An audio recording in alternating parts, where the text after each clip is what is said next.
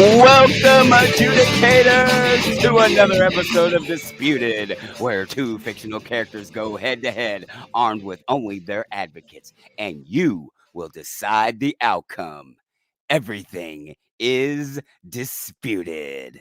Oh yeah! Woohoo! How you doing, man? I am fantastic. How are you? Better than most, not as good as some. Fair So enough. let's tell the folks who we are. Well, hey nerds, I'm Damon, father of two, husband of one. You may know me from such podcasts as Damon Does, A Different World Pod, and In the Stack, the Library Podcast, or you may not. Maybe.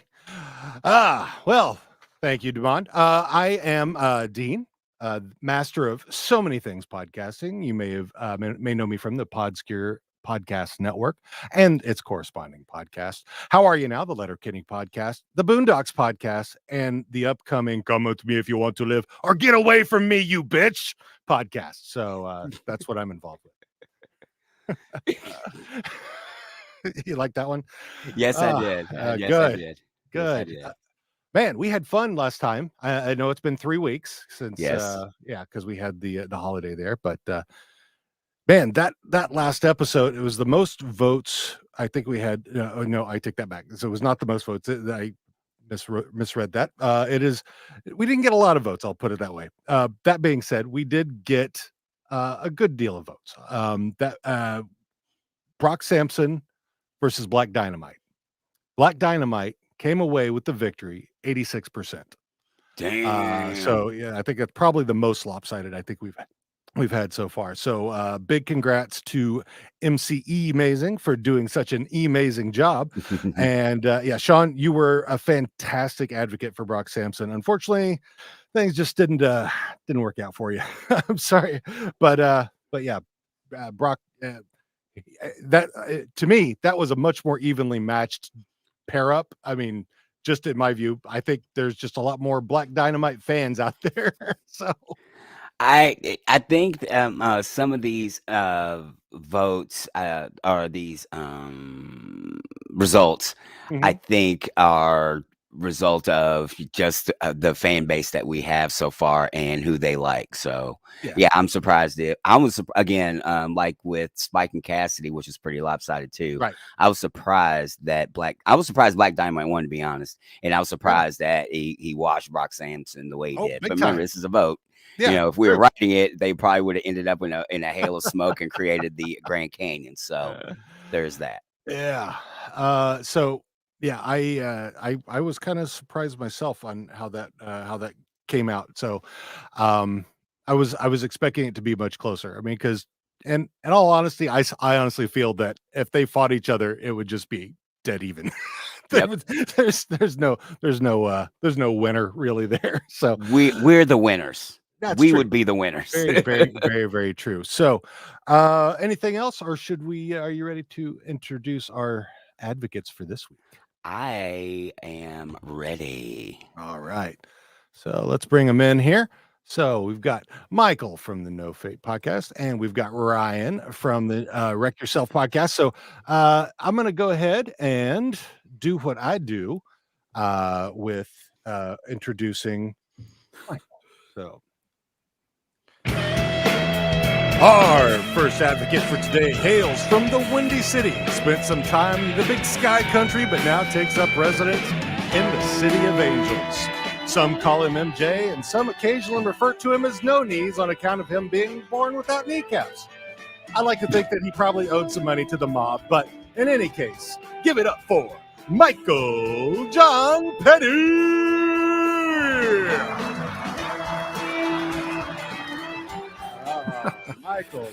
Michael, MJ. Thanks for having me, guys. I like me some MJs. I got an MJ on the Boondocks podcast, so MJs are good folks. There we go. So, MJ, who are you advocating for today, and why, and what do you bring to the table? So, I'm advocating for Sarah Connor because, as you mentioned, I host a Terminator podcast called No Fate, a Terminator podcast with one of my good buddies, Tanner, and ultimately, I hope to bring Sarah to the table. I mean, I kind of think she speaks for herself. I don't think I have to really embellish a whole lot as far as her capabilities and her qualifications. I just think that they need to be taken into account. Well, that you're not wrong. So, what do you bring to the table as far as Sarah and your devotion to this character? Sure. So I've been a Terminator fan for a really long time, since I was in high school, and I just immediately fell in love with Terminator 2 specifically. A huge fan of the Sarah Connor Chronicles television show. That's actually a huge reason why we started our podcast in the first place, is because very few people were doing that sort of thing. And I had listened to a Sarah Connor Chronicles podcast a long time ago, but it is since long gone. So we decided to do our own. Right on. Yeah, I watched that when it came out and enjoyed it very much. I kind of missed. I was kind of bummed out when they took it off, because it was a fun show. Lena Headey was amazing as Sarah Connor. So yeah, and she's proved herself time and time again. Even up to through Game of Thrones. So yeah. All right. So, Damon, you ready to introduce your advocate? He. Yes, I am. All right.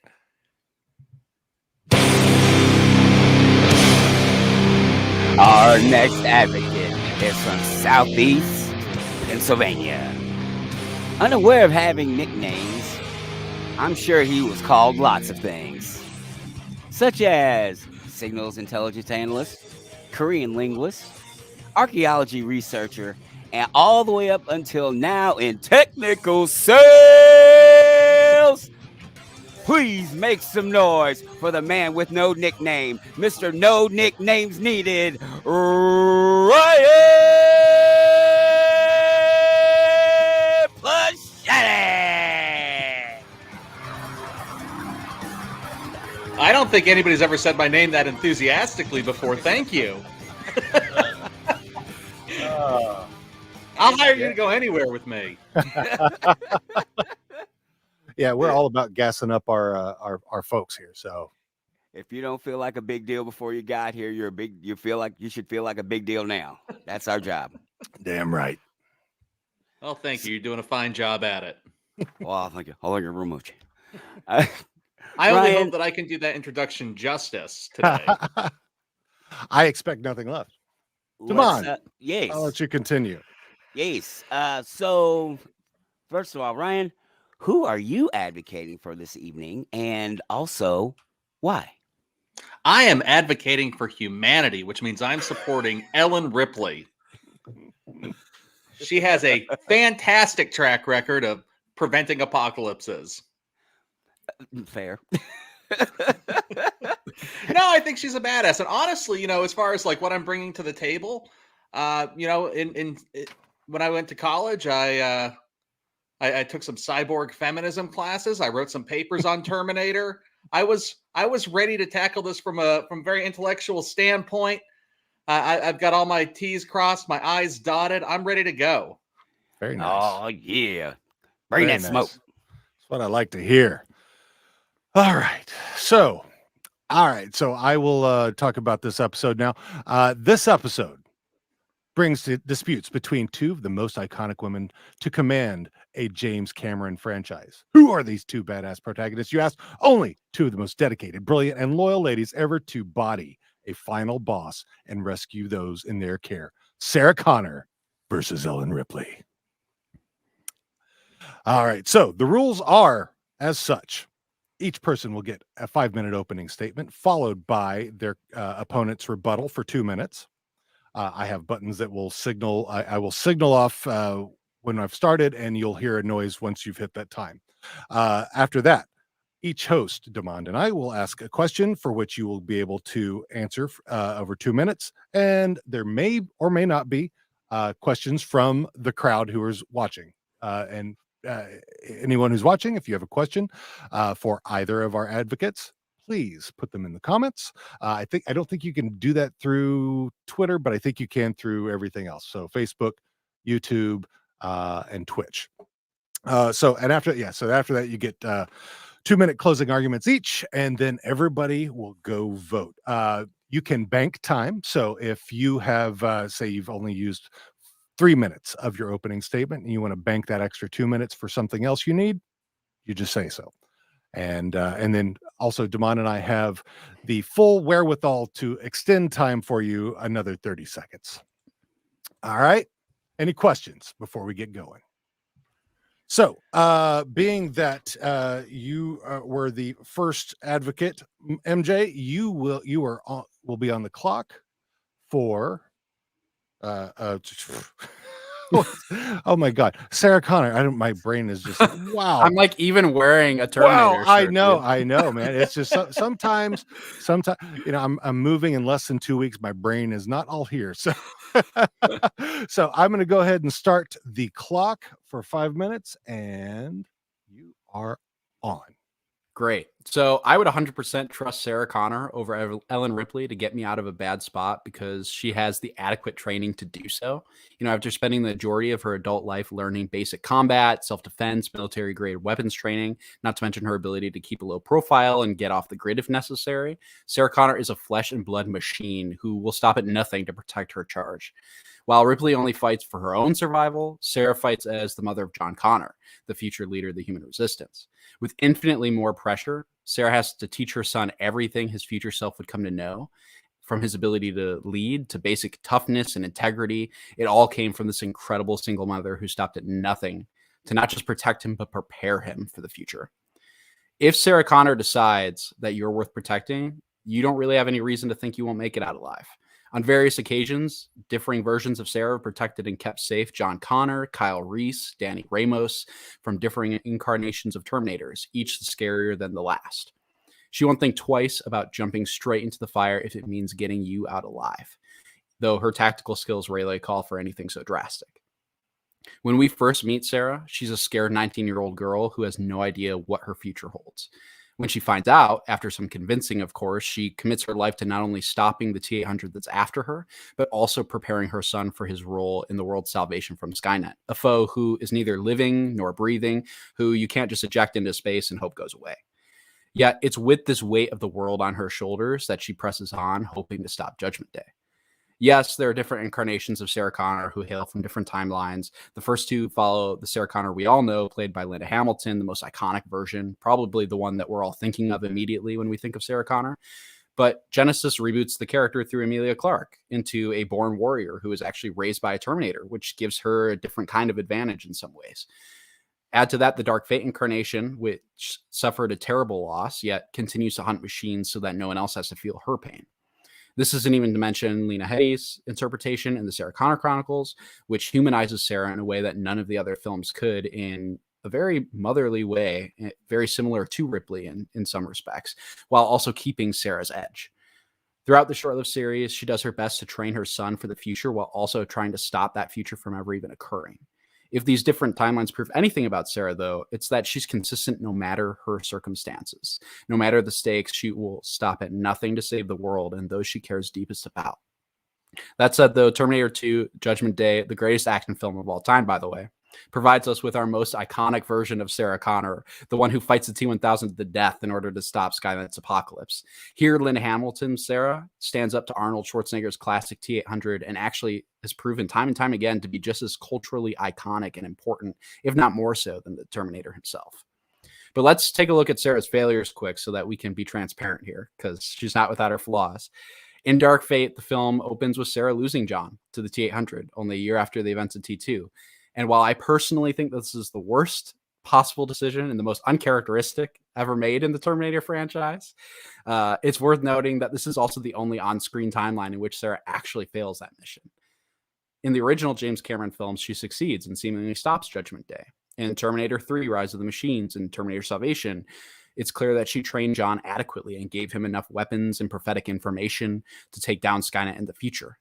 In Genesis, she saves Kyle Reese from his usual death and stops Skynet from being born, rewriting the timeline completely. And in Dark Fate, she helps protect the new leader of the human resistance, Danny, and actually takes her under her wing. This isn't even to mention all the people she saves in Sarah Connor Chronicles as well. But the point is that Sarah rarely loses. And while Ripley may ultimately win against the Xenomorphs, More often than not, it's at a cost. And that cost is usually just about everyone around her. While Sarah may lose some folks along the way, those she saves always outnumber those she loses. And that is why I would trust her with my life. All right. So you will be banking, if you want, 45 seconds. I'll take it. All right. All right. So, Ryan, if you are ready, I'm going to bring you over here and you will start your 2-minute rebuttal for Ellen Ripley. All right. Well, I'd like to compliment Michael first and foremost for his excellent job of presenting Sarah Connor. She is an iconic female hero. However, I think you may have downplayed some of her faults. I can't seem to remember who the ultimate bad guy at the end of Terminator Genesis was, but I'm pretty sure that's another John Connor that didn't make it. I'll go ahead and bank the rest of my time and roll it right into my 5-minute prepared statement. All right. So give me a second and I will I'll switch that over. That's All a right. unique tactic. Yeah, there you go. So you got you got 6.5 minutes basically. All right. First and foremost, Ellen Ripley is the hero of her story. Sarah Connor is a supporting character destined to shepherd others so that they can lead the resistance against Skynet or Legion or John Connor. I'm looking at you, Amelia Clark, Sarah Connor. Whatever. At her best, she's a valuable member of an ensemble cast. At her worst, a victim along for the ride. In the first film, Michael Bihn's Kyle Reese declares that it's just him and the Terminator.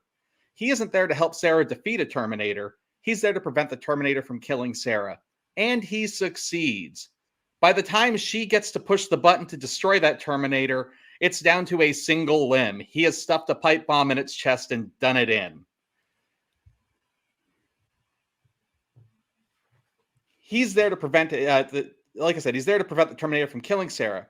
In the film that defined her role in the series, T2 Judgment Day, Arnold Schwarzenegger's T-800 does most of the heavy lifting and combat. Sarah was at her most capable in that movie when escaping from the mental hospital, a plot that would have been foiled had it not been for the arrival of John Connor and a couple of dueling Terminators as she was being swarmed by orderlies. Her biggest contribution to combat in the first 2 films is steering the truck while strong men make things explode. So much for girl power. In contrast, Ellen Ripley takes charge of every situation, whether surrounded by a platoon of space marines or murderous criminals. She earns their respect and ultimately takes charge of the fight against the xenomorphs. Although she does her share of driving, and she manages to kill aliens even while driving, and undoubtedly ultimately kills her foes, Sarah does not.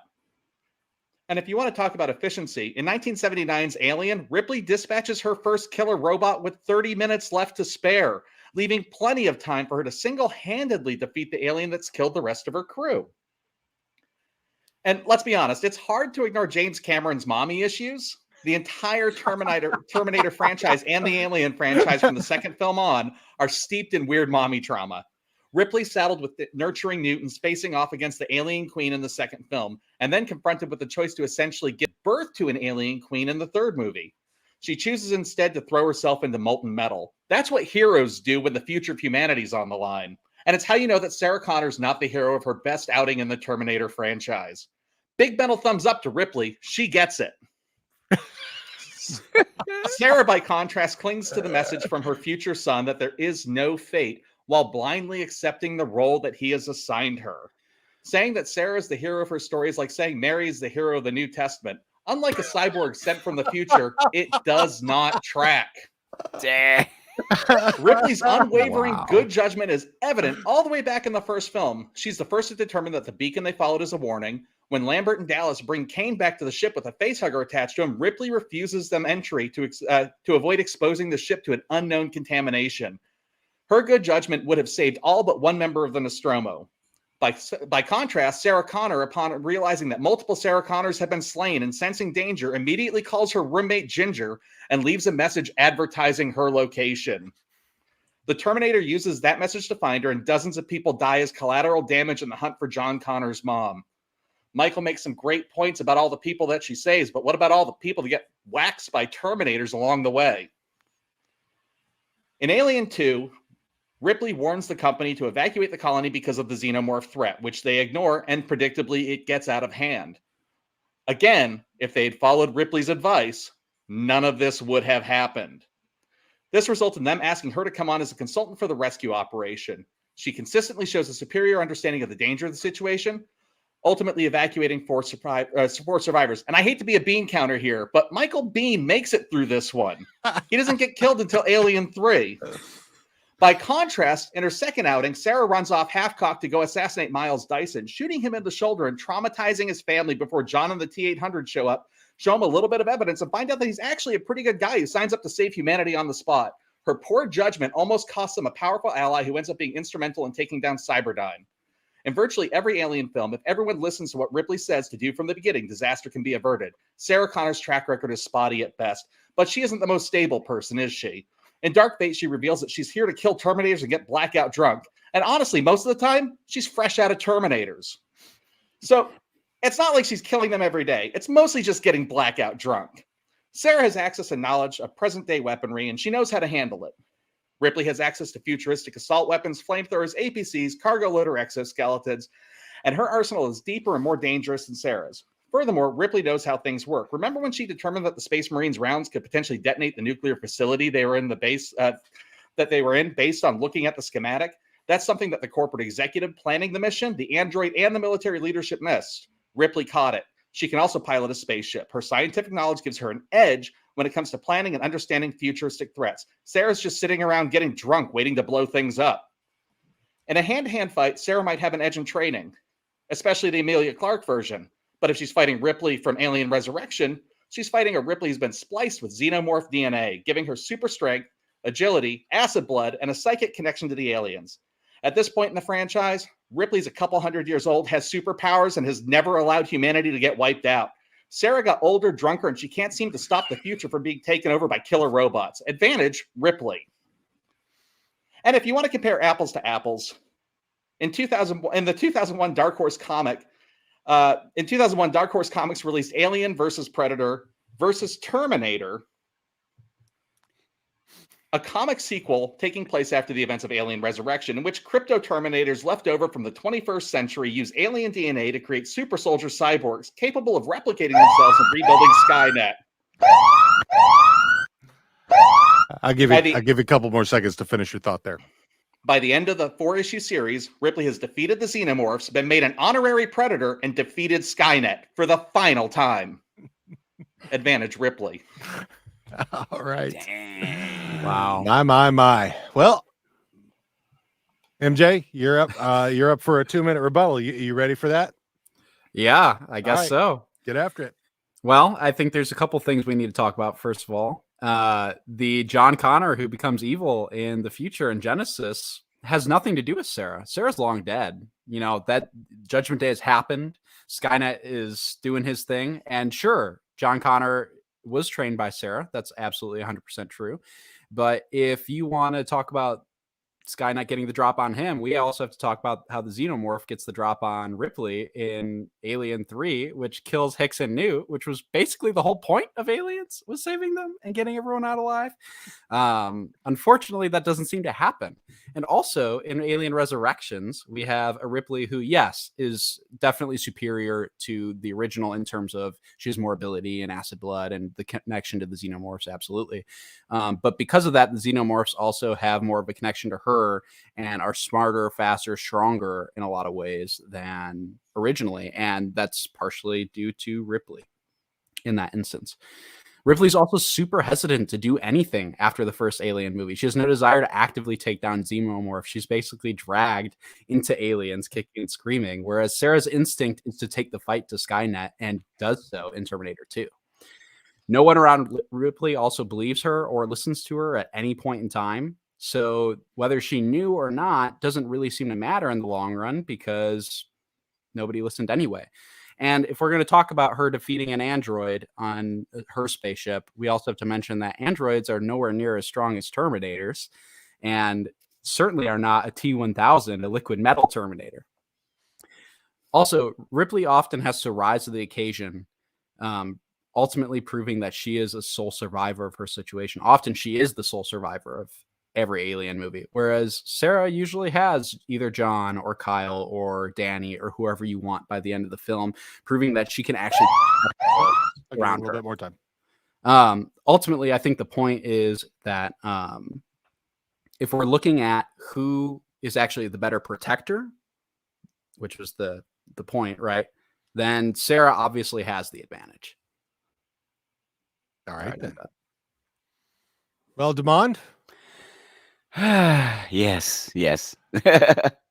So yeah, those excellent arguments and rebuttals. And I'm gonna go ahead and bring this one up. Actually, Demont, you want to let's see. Did you want to ask him? You have a question for Michael? Let's see. Michael was advocating for Sarah, Sarah, correct? Yep. Yes. Okay, so how the for me, because I've watched all the movies, but the ones that really stuck with me is their initial incarnations where they're both in their very first movies. How do you think Sarah Connor would have reacted to the xenomorph? I think Sarah Connor would have been really freaked out if we're talking about Terminator 1.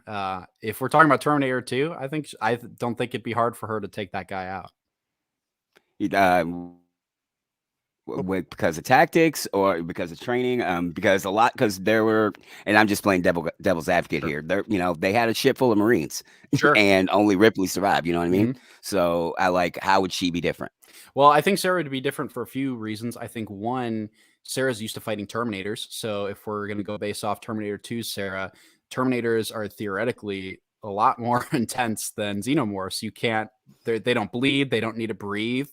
If they get launched out into space, they could come right back. It wouldn't be an issue for them. Whereas a Xenomorph does breathe, does need food, can bleed. And Sarah's use of all of her weapons and that training that she has there would give her the edge, I think, over Ripley in this case, who didn't have the same kind of weapons training that Sarah Connor put herself through after her first encounter with the Terminator. Okay. All right. So yeah. So Ryan. Yes. Let's say Ripley is a 19-year-old waitress, and there are Terminators hunting Ellen Ripley. How is she dealing with that? That's any different from how Sarah Connor dealt with that? I think, first of all, Ripley's got a cooler head. She probably wouldn't carry the Terminator to term. I mean, if we're going to compare apples to oranges here, I think there's also an education gap between even a young Ripley versus a young Sarah Connor. Sarah Connor's hanging out as a waitress, and Ripley is a skilled pilot when she's starting out. She's young, but she's not entirely inexperienced, and she's extraordinarily well informed. Clearly, she has the ability to handle cryptographic problems, such as alien beacons. So she decoded an alien beacon. I have a feeling that Tanner's coming in with some good ones for you. She only carries aliens to term. He's throwing heat. Yeah, he is. That's my boy. Yeah. And how long did that alien last? Incinerated instantaneously because she'd thrown herself in molten metal. So I think that she would deal with it. I don't think the Terminator would have found her because I don't think that she would have advertised her location to it, if that makes any sense. And odds are, if I know Ellen Ripley, she's not in the phone book. What's her Gmail address? It's ellenripley@gmail.com. No, actually, Ellen Ripley probably... Does Ellen Ripley use a VPN? She probably is actually in the phone book because she's just living in some schlubby apartment at the beginning of Aliens after they rescue her. Yeah. So my view, because my view on that is, they are two people from separate times. So I'm just kind of curious if you put Ellen Ripley, she's in the 1980s waitress, that's how they portrayed Sarah is not drastically different than any other waitress I think you would probably see at the time that was that same age. So I'm just kind of curious if you thought that would Ellen even be a waitress? So yeah, there's some things to think about there.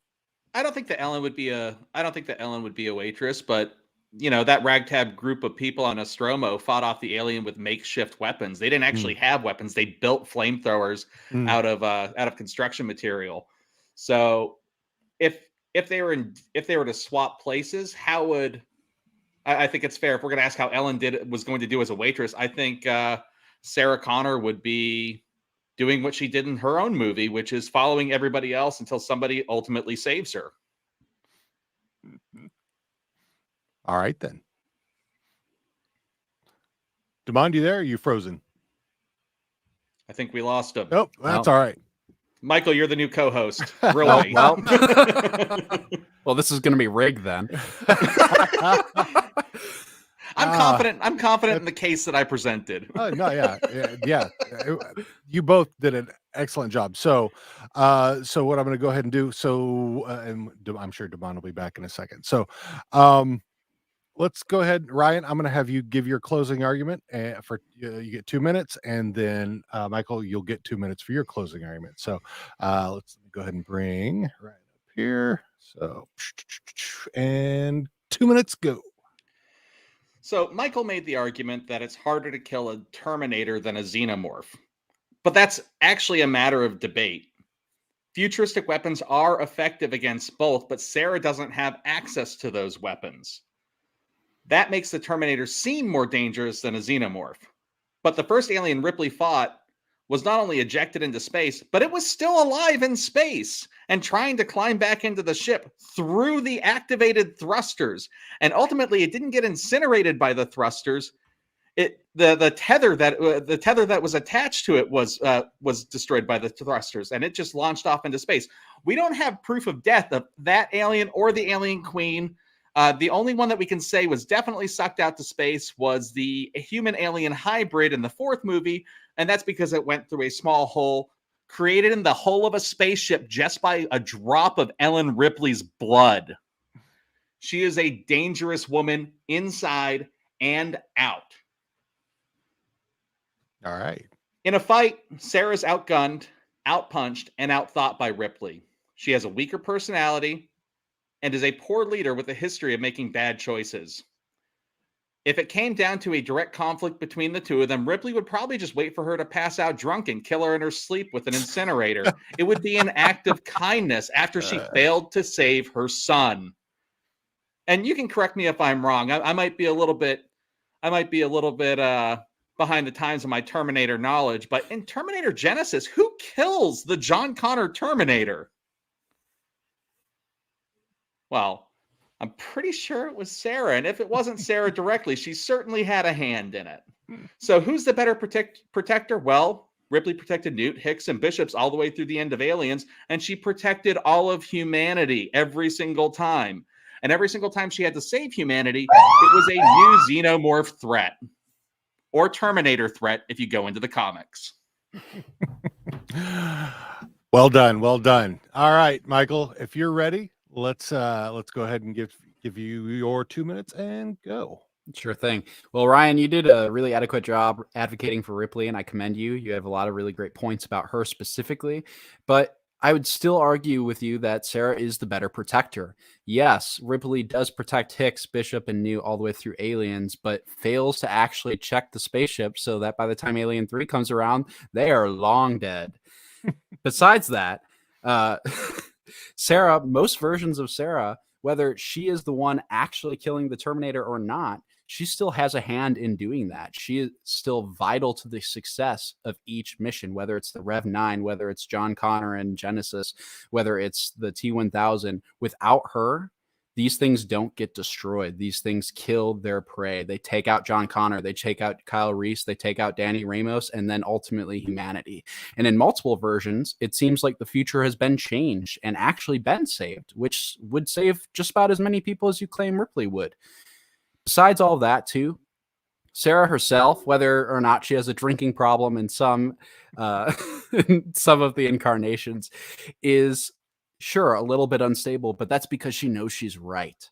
And ultimately, whether she's unstable or not, she will ultimately do the right thing. She doesn't kill Miles Dyson. She chooses to use him to help them stop Skynet.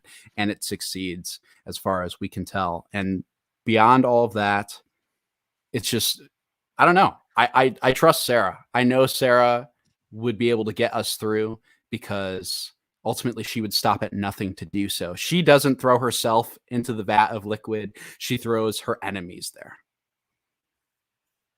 All right. Well done. Well done. Oh man. I don't know if Devon's going to make it back, but I'm going to go ahead and close this part out and say, so now that the dispute is ended, it's time to go settle things. We're going to have you go to vote at disputedpod.com/Connor v. Ripley. You'll go there and choose your winner. We will now, because we're not going to be back in 2 weeks, we'll probably announce the winner. We will on our next episode, but we'll announce it prior to then as well. It's just so everyone will know. I'm not just going to leave you hanging. So, we'll close the voting out in 2 weeks. So the voting will be open for 2 weeks, which is our normal in between showtime. So everyone go vote. Connor, Ripley, who you got? Put that in there, and man, it's I expect some good things out of this one.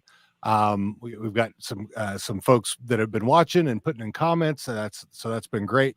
Also, if you are a fan of the show and would like to check out any of our stuff, go to disputedpod.com/links. You can also get one of these nice little shirts here, a Disputed Podcast shirt. Click our link for merch in there and go get a t-shirt if you like. So let's see what else. Yeah, I should have bought one of the shirts before I came on the show. That'd be a surefire lock for a host favoritism. Well, see, now that's a good part about this show is we have no say in what anybody does. So I create the poll. We bring you guys on and just have you have it out and do a little smack talk, have a few laughs, have a beer, whatever, drink it up like Sarah, whatever you got to do. So. But yeah, today was great. I mean, this is, in my view, is a like the Brock Sampson Black Dynamite thing. These two are very, I mean, if you look at them at their prime, in my view, they are very closely matched. Now, granted, there's a time and technology difference between the two. I think if you put them in the same time, whether that's the 80s or 22, whatever it was, then they're probably going to have something similar going on. Looks like Demond is back. I'm going to go ahead and add him back in. There you are. Hello. Hey, so you got him from the phone, looks like. Yes. Dang it. It's all right. So yeah, we close things out. I was just kind of giving a little recap here and what I thought. So yeah, and like I said earlier, now, Demond, did you have anything you wanted to throw in before we move to the next section? Well, it's always nice to have people who are so well prepared, and it seems like it's getting better and better now that we have a few shows under our belts, and we can kind of show people what's going on, and then the guests are getting better and better because they see it. It's and this was no exception. That guys came prepared. The zingers were thrown. I'm pretty sure I missed a few, which upsets me a bit. So I guess I have something to look forward to when I listen back. But yeah, man, I really enjoy the show because we get to meet new people and we get to see people bring their A game over characters that they love, and I love it. Oh yeah. It was obvious you guys were passionate about your advocacy for who you've got there. So yeah, it was well done. I applaud you both. Let's see. Oh, we have another comment in here. Great job, Ryan. Yeah. So yeah, I appreciate it, Michael. We've been going back and forth on Twitter all week, and it was nice to actually finally get to the moment. Man, I get to Judgment Day. I was looking forward to some iambic pentameter. I'm not going to lie. So. Well, you can tune in. You can find it. They've got the aliens. They've got the alien Shakespeare, and then Husky Jackal in Nashville produced Terminator the Second, which is Terminator retold in the words of Shakespeare. All they changed were the nouns and pronouns. Very nice. I love it. It was I watched. I watched a little bit of it. I watched a little bit of it. I enjoyed it. It was funny. So I think you got some bonus content there, Michael. Yes. So yeah, Damon, I don't know if you have printed out our sheet or not, or if you want me to go ahead and read what's left. Go ahead and read what's left, man. All right. So, because Hello? I'm moving to yeah, I'm here. Yeah. So because I'm moving to Portland, we're going to be taking a short hiatus. I have to. I mean, there's a lot of stuff I have to move. I have lots of podcasting gear and an entire rest of the house to move. I mean, the rest of the house can stay. I just need my podcasting stuff. But anyway, so after the new year, we're going to have some new things in the works. We're going to do a Harry Dresden versus John Constantine. Buffy versus Winona Earp, and we're going to have an entire bracketed championships of scrappers. So like Wayne versus Shorzy from Letterkenny, Dean versus Sam, and Supernatural. So we're the toughest guy in Letterkenny. That's established canon. Shorzy doesn't stand a chance. But we'll see. Yeah, I mean, it depends on who's the best. I mean, you could make an argument there. I mean, because could be the argument is Wayne is Shorzy. So, you never see them together.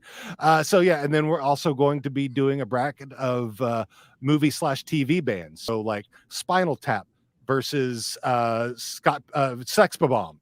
Nice. So we're going to do whole battles of the bands. So that will be coming next year. So stay tuned. We're going to be bringing some cool stuff to you.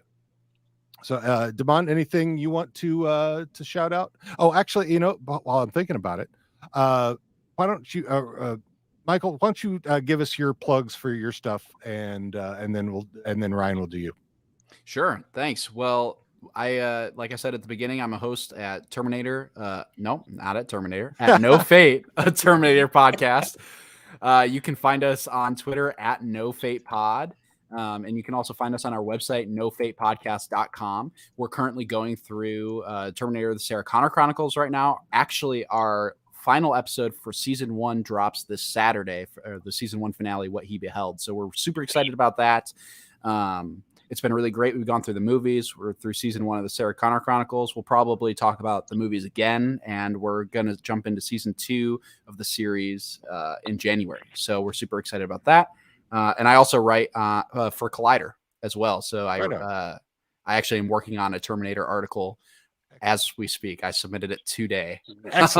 So that should be out in a week or two. So yeah, send us the links for all those things, including your article, and we'll put them in our show notes. Sure. All right, Ryan. Hi. Hey. All right. So my name's Ryan Placetti. I am one of the 2 hosts on Don't Wreck Yourself. It is a podcast where we examine things that we find on the internet, typically to prove whether or not they are real, true, or worth sharing.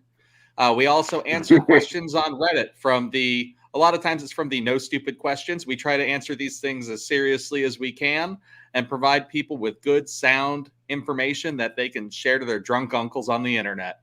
You can find me on Twitter, possibly teasing the No Fate podcast about my impending victory at this. We'll see. But we are at Wreck Your Pod on Twitter, Instagram.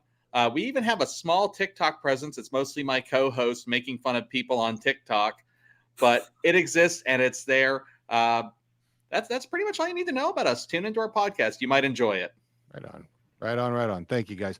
Damon, anything you want to chip in before we head out? I don't. I want to congratulate you for and the Boondocks podcast for hitting 5,000 downloads this past week. So that's awesome. Hell yeah. We had our season 3 finale, and we'll be doing season 4, the favorite season for everybody of the Boondocks. Yeah. for sometime after the beginning of the new year, and hopefully at some point next year, they will have the reboot out there. So I'm looking forward to that. So, all right. Yeah, that'd be cool. Well, yeah. So, I guess if there's nothing else, then guys, hang on for a bit as we do our outro, and we'll see everybody after the new year. Have a great new year. Have a great Christmas, Kwanzaa, Hanukkah, everything, Festivus for the rest of us, you name it. So we'll see y'all next time. All right. So until next time, I'm Damon. I'm Dean. And remember, Everything is disputed. Thank you so much for joining us today. We hope you enjoyed the episode and that you will go vote for your winner. We give a huge thanks to our guests and their advocacy for their characters. And finally, we'd like to thank the artists who created the music that helps make our show so great. We've got Hard Fight by Tajirigis, Fight Club by Evil Bear Boris, Fight Makes Right by Atake, and This Party Sucks by Done With Fish. You can find all of them on freemusicarchive.org. Thanks.